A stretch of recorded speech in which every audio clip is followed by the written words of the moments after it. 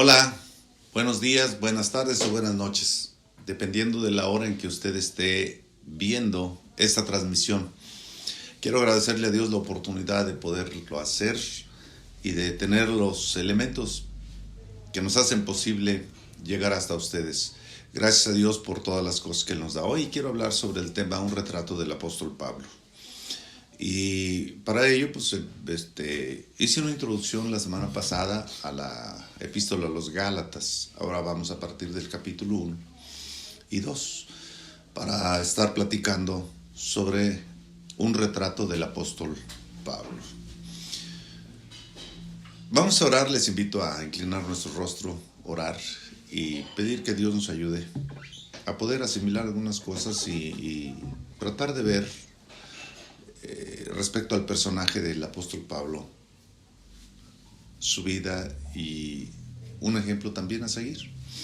Padre, en el nombre de Cristo Jesús te damos gracias por la oportunidad que nos das de presentarnos delante de ti.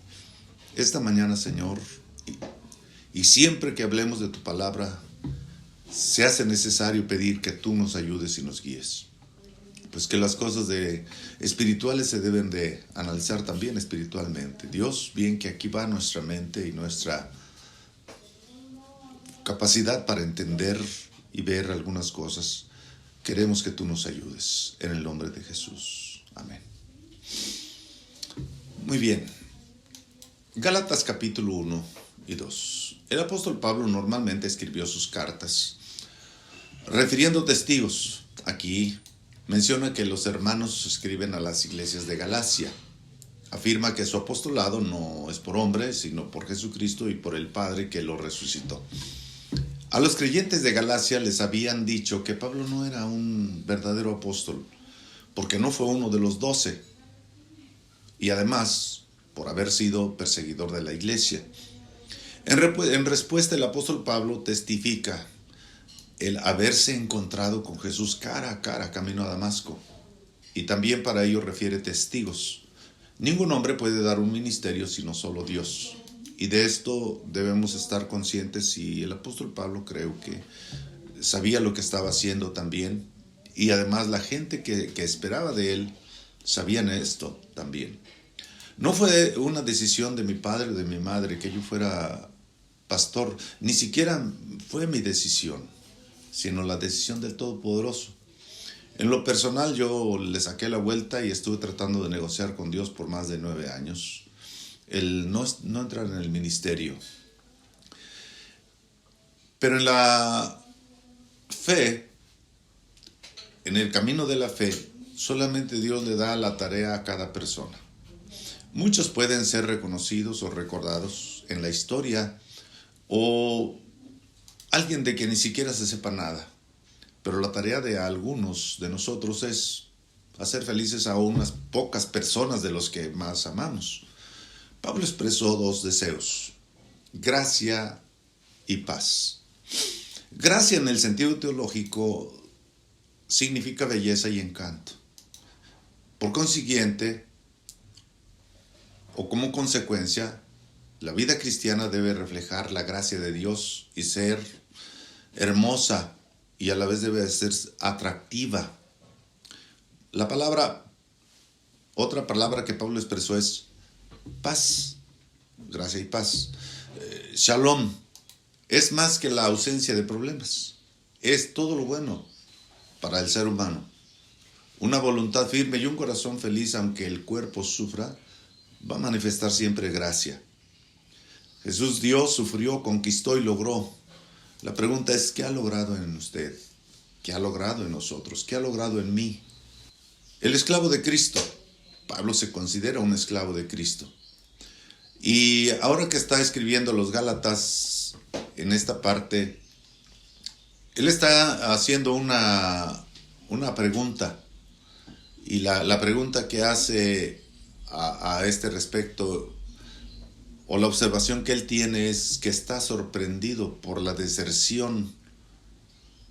Alguien llegó a trastocar la fe de los creyentes, queriendo darle la vuelta al Evangelio de Cristo, según el versículo 6 del capítulo 1. Pablo advirtió que si alguien les predicaba un evangelio distinto del que habían recibido, dijo aún de nosotros mismos, o si un ángel del cielo viene a predicar algo diferente, sea anatema, según el versículo 9.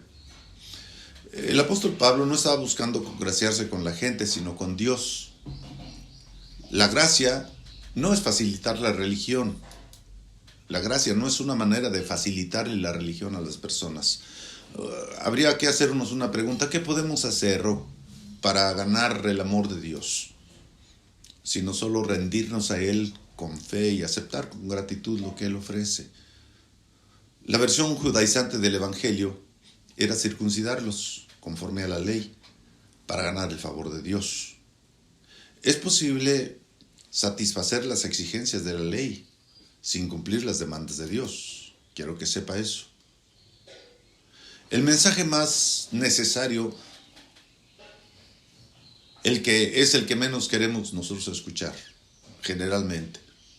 El esclavo lleva en su cuerpo las marcas de su amo, y el apóstol Pablo llevaba en su cuerpo las marcas de ser un esclavo de Cristo. Si la fe no costara, nadie la valoraría. ¿Congraciarse con la gente implica ser entonces un esclavo de Cristo? No. Impide ser un esclavo de Cristo. Dios le detuvo por el camino a Damasco, Gálatas 1:11 al 17. Y entonces dice: no recibí el evangelio de ninguna persona. Ustedes han oído la vida que llevé antes, cómo perseguía a la iglesia de Dios, y adelanté a mis contemporáneos en las tradiciones de mis padres o de mis antepasados, dice el versículo 14. Pero Dios me llamó por su gracia para revelar a su Hijo en mí, para dar la buena nueva entre los gentiles, según el versículo 15. No consulté con hombre, ni subí a Jerusalén a ver a los que eran apóstoles, según el versículo 16. Me retiré a Arabia y luego volví otra vez a Damasco, no haber aprendido el evangelio de hombres, sino de Dios. Es una presunción extraordinaria, ¿no cree usted? Eso exige pruebas. Entonces se refirió al cambio radical que hubo en su vida. Él fue el hombre que trató de ganar el favor de Dios intensamente y tomó humildemente luego lo que Dios le ofreció y se volvió un predicador de la gracia.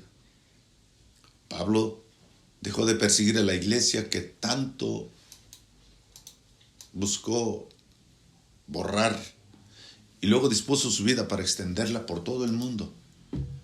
Todo efecto en la vida debe tener una causa proporcional. Si una persona va en un sentido y de pronto se vuelve, con igual ímpetu debe seguir en sentido contrario. Dios le detuvo. No fue algo improvisado para Dios. Dios debe haber tenido un plan desde antes para el apóstol Pablo, como lo debió haber tenido para nosotros, los que estamos escuchando esta palabra. Todos en este mundo tenemos una misión que cumplir. Pablo se sabía elegido para una tarea y le fue un honor, aunque no le fue nada fácil. Un general elige a sus mejores soldados para las batallas más fuertes. Un buen profesor escoge a sus mejores alumnos para los temas más difíciles.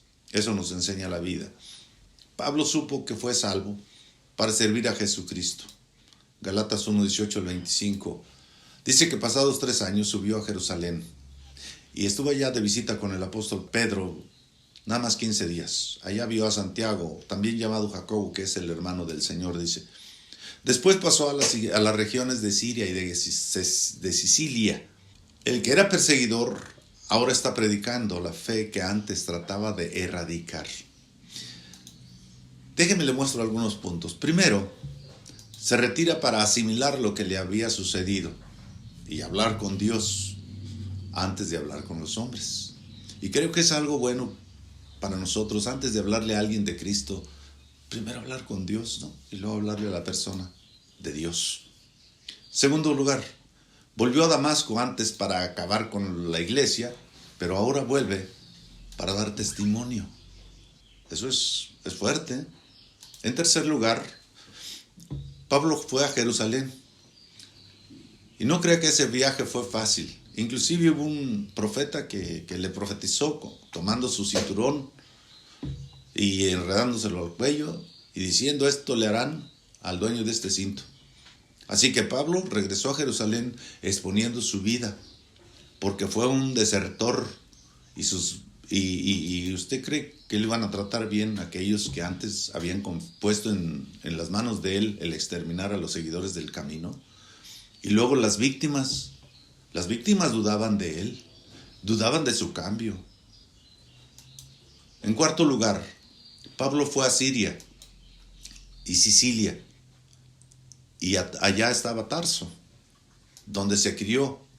Fue a los amigos de su niñez y de su juventud. Pablo se arriesgó a que lo tuvieran por loco y se burlaran de él. Así tuvo el valor de enfrentar su pasado. Así dibujaba Pablo un retrato de sí mismo.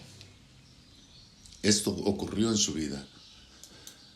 Una de las características que veo en Pablo es muy atractiva para mí, porque dice que no se dejó intimidar. Gálatas capítulo 2, versículos del 1 al 10. Dice que 14 años después subió a Jerusalén otra vez con Bernabé y Tito. Subió por una revelación divina, presentó el evangelio y conversó con los que eran considerados columnas en la iglesia, pero no les rindió su misión. Permaneció firme, logrando que la verdad del evangelio permaneciera también fiel para la iglesia de ayer y para nosotros hoy. Pero cuando vieron que se le había confiado el evangelio de la incircuncisión como a Pedro el de la circuncisión, el que actuó en Pedro para hacerle apóstol, actuó también en Pablo. Y cuando vieron la gracia que Dios le había otorgado, entonces dice que Santiago, Cefas y Juan, que eran considerados pilares de la iglesia, le dieron la mano en señal de compañerismo a él y a Bernabé, con el encargo de que no se olvidara de los pobres, algo que Pablo asumió, pero la disyuntiva de Pablo era no dar la impresión de estar abandonando sus principios y mantener la relación con los pilares de la iglesia. Los apóstoles aceptaron la posición de Pablo, pero otros pensaron domesticarlo, aceptando el evangelio, pero sin privilegios para los gentiles, y quisieron practicar circuncidando a Tito. Eso sería como una prueba, ¿verdad? La batalla fue Pablo a no ceder y ellos a imponer. No se trata de predicar dos evangelios diferentes, sino a dos esferas diferentes, por predicadores diferentes. Pablo era un hombre que respetaba la autoridad y buscó las columnas de la iglesia. Lo valiente no quita lo cortés. Reconoció la autoridad de ellos, pero permaneció firme. No buscaba la aprobación de los hombres, sino la aprobación de Dios. No dejó que la oposición externa y el desánimo interno le impidieran agradar a Dios. Eso es muy importante para nosotros, que en las pruebas y en las luchas nos mantengamos firmes en la fe, que podamos confiar en Dios en cualquier circunstancia que estemos. Otro detalle, y esto es para los que en alguna manera ejercen parte en el ministerio, a cualquier nivel que sea. Si Dios nos confía una tarea, Él nos dará la fuerza para cumplirla. Lo esencial de la unidad, que puedo ver también, Gálatas capítulo 2, versículos 11 al 13. Dice, pero cuando Pedro vino a Antioquía, le resistí cara a cara porque era de condenar. Antes comía con los gentiles, pero cuando llegaron unos judíos se retiró y se apartó, por miedo a la crítica, por medio de la sanción. La iglesia naciente, hermanos, celebraba el ágape, la fiesta del amor, donde todos los creyentes comían juntos. Para los esclavos creyentes, este detalle me encanta pensar en ello, porque debe haber sido la única comida decente durante la semana, porque allí se expresaba la comunión de los cristianos. Pero bueno, aquí el exclusivismo de los judíos la empañaba con su rechazo a los gentiles. El Señor es misericordioso. Si un hombre se arrepiente, Dios le perdona. La pregunta es, ¿lo hará solo con los judíos y no con los gentiles? Estas acciones afectaban la relación comercial. Es decir, un judío difícilmente comercializaría con un gentil o le compraría a un gentil. Tenía que haber sus condiciones para eso. Por otro lado, un viaje junto con gentiles o gentiles juntos con judíos. La hospitalidad, imagínense para un judío recibir a un gentil o que se quisiera hospedar en la casa de un gentil. ¿Podrían sentarse a la mesa judíos y gentiles para comer? Según los judíos, claro que no. Pedro vino a Antioquía y en la gloria de la nueva fe participaba comiendo con judíos y gentiles, pero cuando llegaron algunos de Jerusalén, Pedro optó por retirarse y arrastró consigo a Bernabé. Entonces Pablo expresó con la intensidad de su naturaleza en público lo condenable. El evangelio no está dirigido exclusivamente a una etnia. Ante Dios, un judío o un gentil, rico o pobre, sabio o ignorante, hombre o mujer, esclavo o libre, es un ser creado a su imagen. Y ahora, lo sabemos, es alguien por quien Cristo también murió. Pues de una misma sangre hizo Dios todos los linajes de la tierra, nos dice el escritor Lucas. Si hay una filiación común, ¿habrá alguna diferencia en cuestión de valor delante de Dios? Pablo intervino para contrarrestar esa división.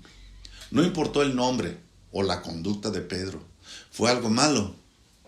Y ser reconocido no justifica una acción infame. Entonces, esa es la razón por la que Pedro fue, confrontado y por la cual Pablo actuó de esa manera en público, algo que generalmente no se debe hacer, algo que se aconseja que sea de manera personal. Pero allí la intensidad de un hombre y allí lo importante de conservar la unidad en el cuerpo de Cristo.